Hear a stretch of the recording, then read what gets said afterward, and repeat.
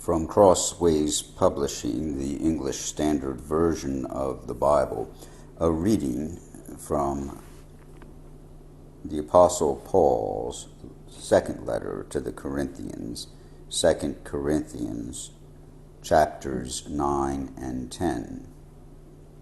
Now it is superfluous for me to write to you about the ministry for the saints, for I know your readiness, of which I boast about you to the people of Macedonia, saying that Achaia has been ready since last year, and your zeal has stirred up most of them. But I am sending the brothers so that our boasting about you may not prove empty in this matter, so that you may be ready, as I said you would be.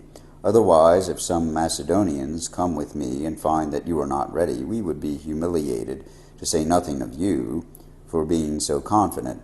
So I thought it necessary to urge the brothers to go on ahead to you and arrange in advance for the gift you have promised, so that it may be ready as a willing gift, not as an exaction.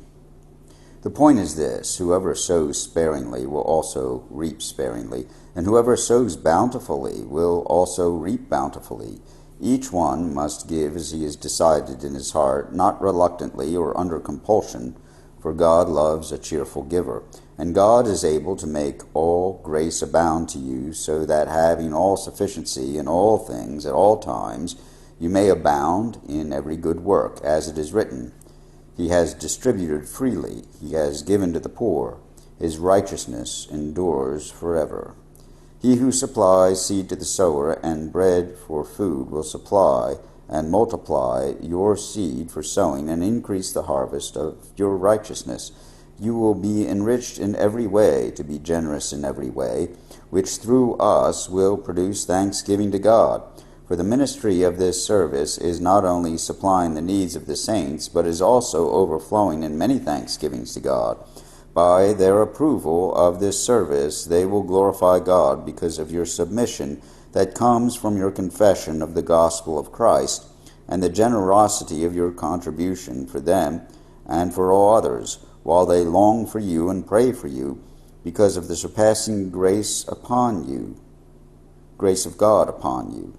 Thanks be to God for his inexpressible gift. I, Paul, myself entreat you, by the meekness and gentleness of Christ, I who am humble when face to face with you, but bold toward you when I am away, I beg of you that when I am present I might not have to show boldness with such confidence as I count on showing against some who suspect us of walking according to the flesh.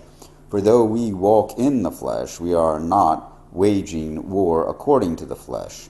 For the weapons of our warfare are not of the flesh, but have divine power to destroy strongholds.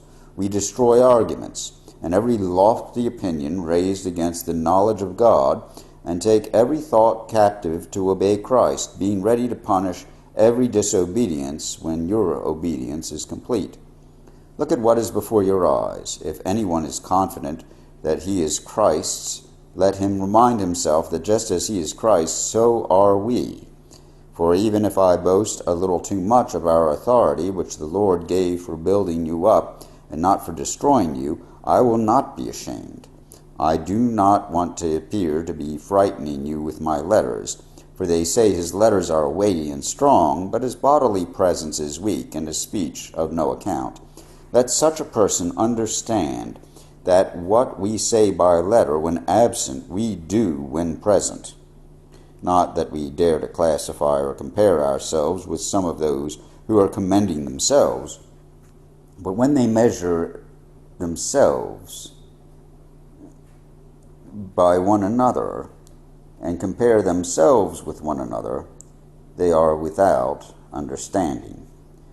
But we will not boast beyond limits, but will boast only with regard to the area of influence God assigned to us to reach even to you. For we are not overextending ourselves as though we did not reach you, for we were the first to come all the way to you with the gospel of Christ.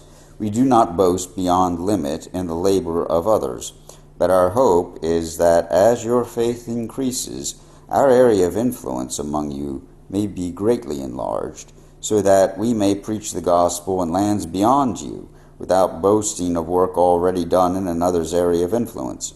Let the one who boasts boast in the Lord. For it is not the one who commends himself who is approved, but the one whom the Lord commends. Here ends the reading of the second of Paul's letter, 2 Corinthians, chapters 9 and 10, in the English Standard Version of the Bible by Crossways Publishing.